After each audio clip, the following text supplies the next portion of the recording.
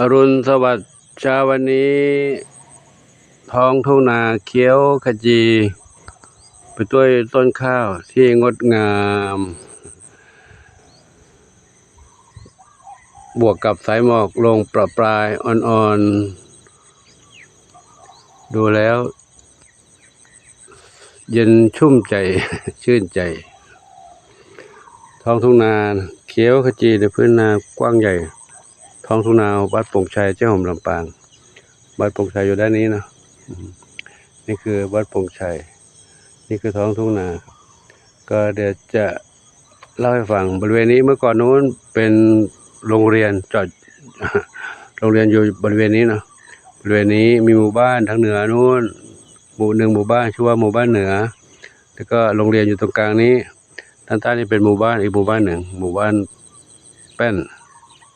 หมู่บ้านใต้หมู่บ้านโป่งอันนี้เรียกว่าหมู่บ้านโป่งบ้านโป่งเหนือบ้านโป่งใต้โรงเรียนบ้านโป่งอยู่นี่เนาะ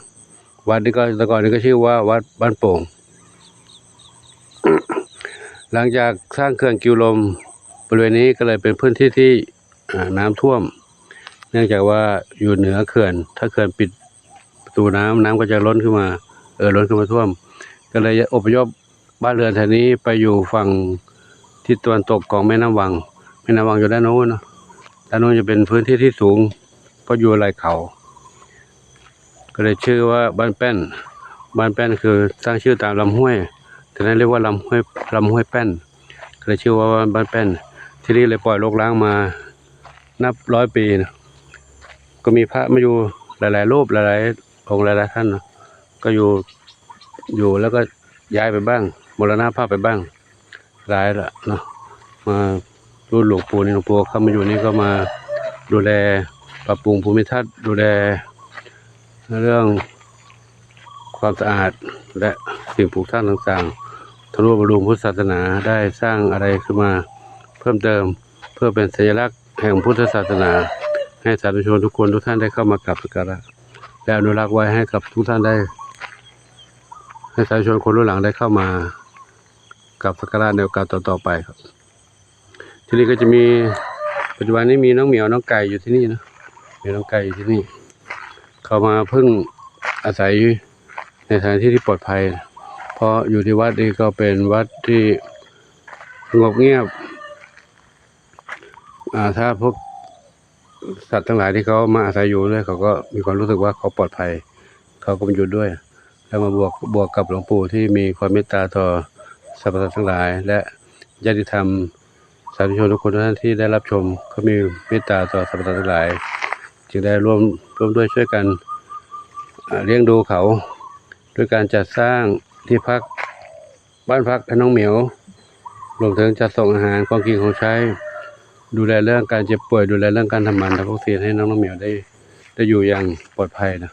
ครับเดี๋ยวเราพาไปดูข้างในโน้นดูน้องเหมียวในข้างในโน้นเนาะครับเข้ามาภายในก็จะพบกับน้องเหมียวเด็กวัดโป่งชัยน้องเหมียวที่อยู่ด้านนอกนี้อยู่กับกุฏิหลวงปู่นี้7 เหมียวด้วยกันนะ7 เหมียวด้วยกันมีใครบ้างเนี่ยมีหนุ่มหล่อดำขาวมณีทรัพย์บุญส่งเพชรอันนี้ดำพระด้าดำหนวดทองใหญ่แม่สีทอง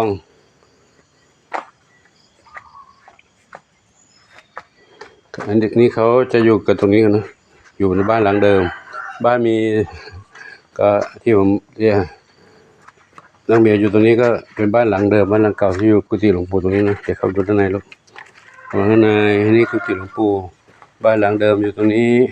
น้องเมียอยู่ตรงนี้ที่ทำไว้ตรงนี้ก็ทำเมื่อปีที่แล้วนะก็ FC สาธุชนญาติธรรมที่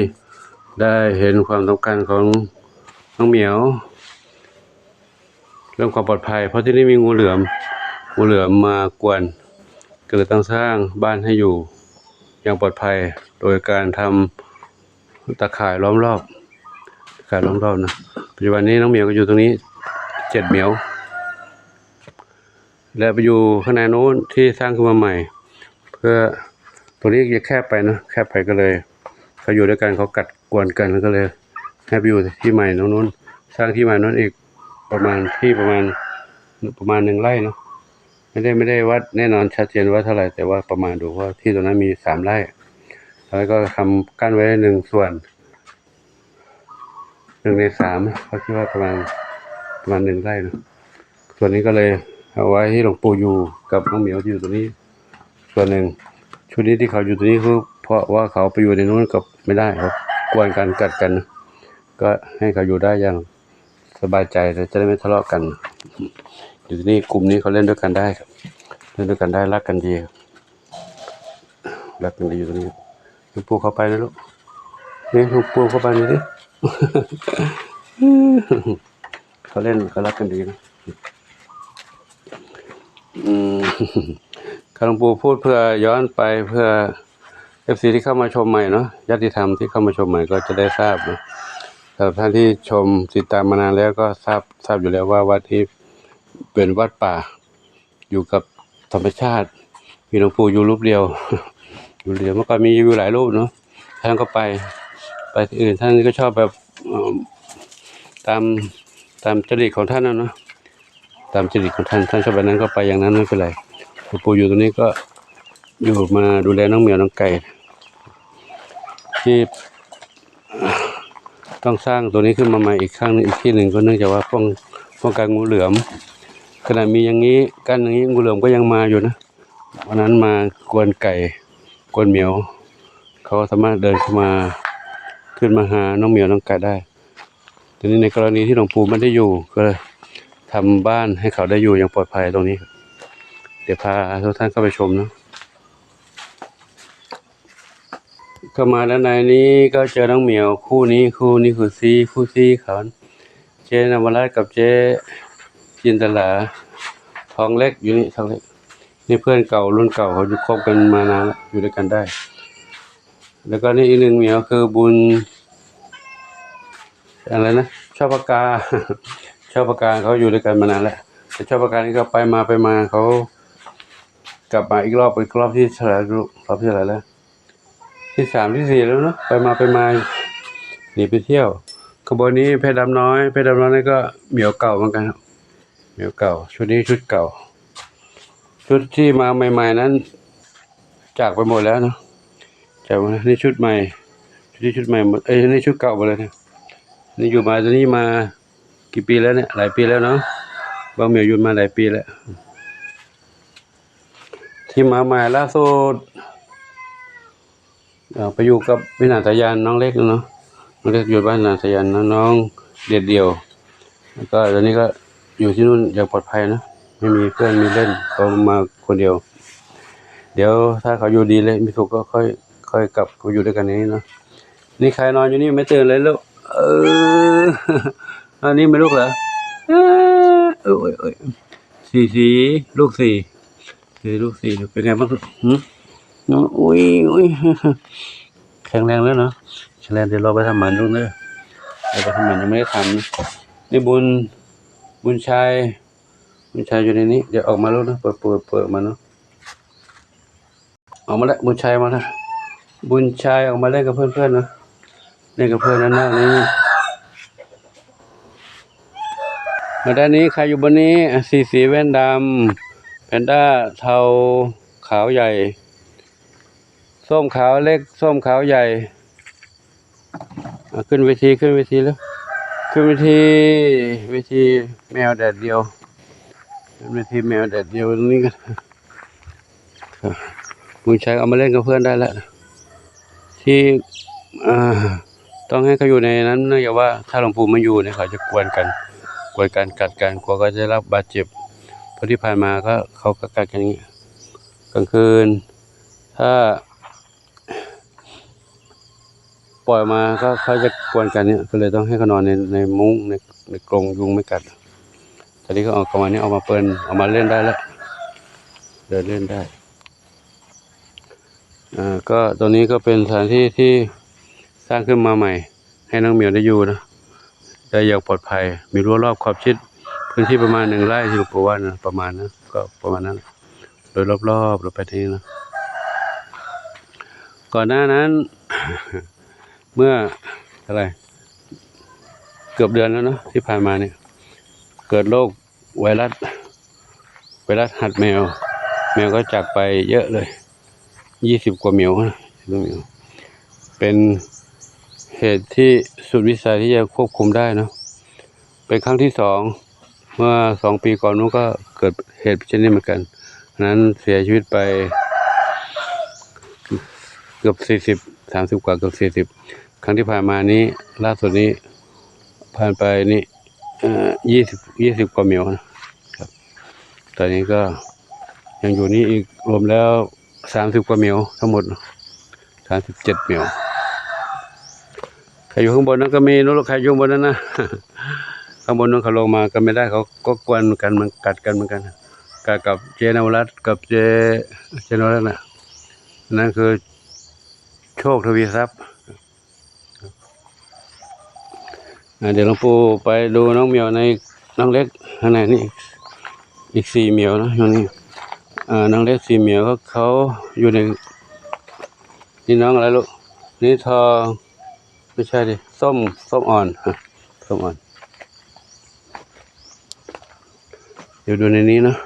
อันนี้น้องเล็กอยู่กับแม่คู่หนึ่งแล้วก็อยู่กับเขาส่วนตัวนั้นคู่หนึ่งอยู่ส่วนตัวนี้คือน้อง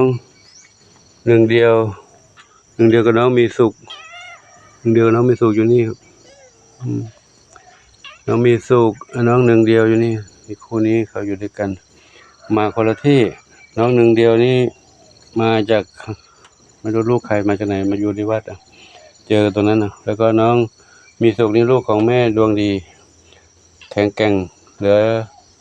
รอดมาหนึ่งเดียวเขาเกิดมา4 เหมียวจากไปหมดเหลือน้อยหนึ่งเดียว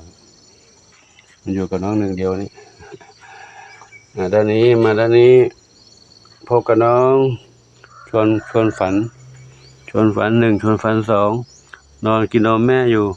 แม่ชื่อแม่สามสีนวลเนาะ